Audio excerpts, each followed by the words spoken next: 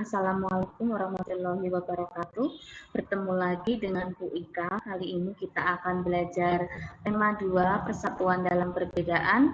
Subtema 2, bekerja sama mencapai tujuan.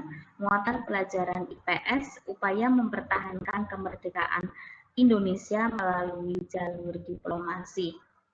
Sini akan Bu Guru jelaskan mengenai perjuangan mempertahankan kemerdekaan Indonesia melalui jalur diplomasi.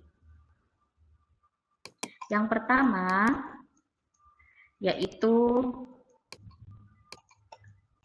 Perjanjian Linggarjati.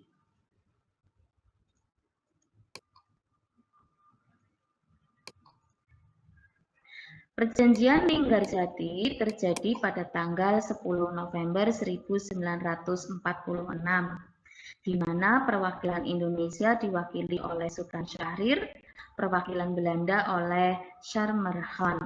Hasil perundingan Linggarjati adalah sebagai berikut. Belanda hanya mengakui wilayah Indonesia yang meliputi Sumatera, Jawa, dan Madura. Republik Indonesia bersama Belanda bekerjasama membentuk Negara Indonesia Serikat atau RIS.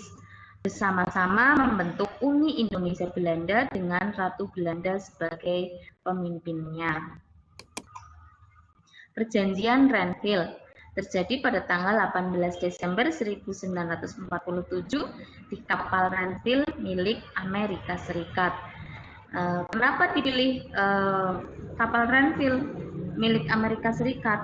Karena pada perjanjian Renville ini itu ada campur tangan dari PBB, di mana PBB itu membentuk Komisi Tiga Negara atau KTN, di mana Amerika Serikat itu ditunjuk sebagai ketua yang diwakilkan oleh Frank Graham. Ya, jadi Amerika itu ditunjuk oleh Indonesia dan juga Belanda untuk menengahi perjanjian itu. Sedangkan Belanda itu menunjuk Belgia sebagai perwakilan yang diwakilkan oleh Paul van Zeeland, dan juga Indonesia itu menunjuk Australia sebagai perwakilan yang diwakilkan oleh Richard Kirby. Indonesia sendiri diwakili oleh Bapak Amir Syarifuddin, sedangkan Belanda diwakili oleh R. Abdul Qadir Widjoyo Atmojo. Isi perjanjian Renville, Belanda hanya mengakui wilayah Indonesia yang meliputi Jawa Tengah, Yogyakarta, sebagian Jawa Barat, dan Sumatera. Belanda tetap berdaulat atas seluruh wilayah Indonesia sampai terbentuknya Republik Indonesia Serikat. Republik Indonesia merupakan bagian dari RIS.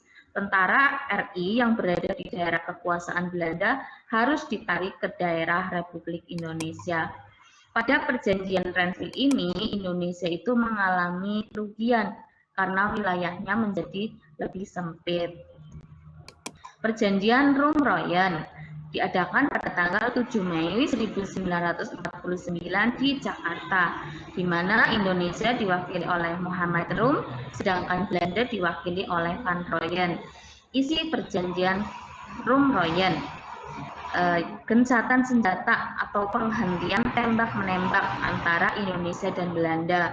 Pemerintah RI dikembalikan ke Yogyakarta, para pemimpin RI yang ditahan Belanda dibebaskan, dan segera mengadakan konferensi meja bundar di Den Haag, Belanda. Konferensi meja bundar terjadi pada tanggal 23 Agustus sampai 2 November 1949 di Den Haag, Belanda.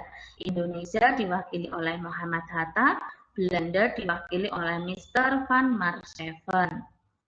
Hasil KMB: 1. Belanda mengakui RIS sebagai negara yang merdeka dan berdaulat.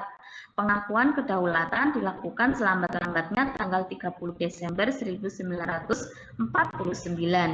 Masalah Irian Barat akan diadakan perundingan lagi dalam waktu 1 tahun setelah pengakuan kedaulatan RIS. Antara RIS dan Kerajaan Belanda akan diadakan hubungan Uni Indonesia Belanda, di mana dikepalai oleh Ratu Belanda. Kapal-kapal perang Belanda akan ditarik dari Indonesia dengan catatan beberapa korvet atau kapal perang kecil akan diserahkan kepada RIS. tentara kerajaan Belanda selekas mungkin ditarik mundur, sedangkan tentara kerajaan Belanda atau Kenil akan dibubarkan dan anggotanya bila diperlukan akan dimasukkan dalam kesatuan TNI. Itu tentang perjanjian-perjanjian dalam mempertahankan kemerdekaan. Agresi militer Belanda I. Belanda itu, kenapa terjadi agresi militer Belanda I? Pertama itu Belanda itu mengingkari hasil perjanjian Linggarjati, lalu melakukan agresi militer ya pada tanggal 21 Juli sampai 1947 ke wilayah Jawa Barat, Jawa Timur, dan Sumatera. Tapi Indonesia dapat mendesak Belanda dengan taktik perang gerilya. Agresi militer Belanda II.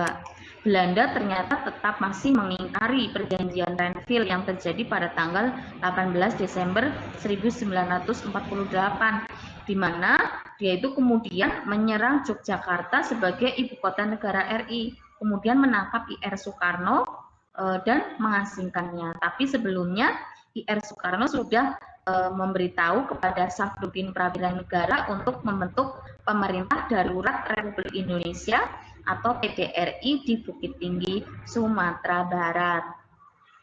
Ya, itu saja mengenai penjelasannya Bu Guru mengenai upaya mempertahankan kemerdekaan Indonesia melalui jalur diplomasi dan juga penjelasan mengenai agresi militer Belanda I dan II.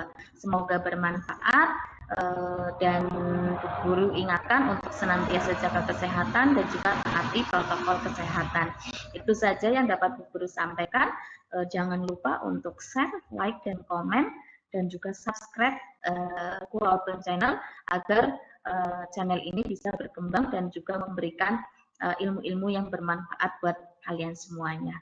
Terima kasih. Wassalamualaikum warahmatullahi wabarakatuh.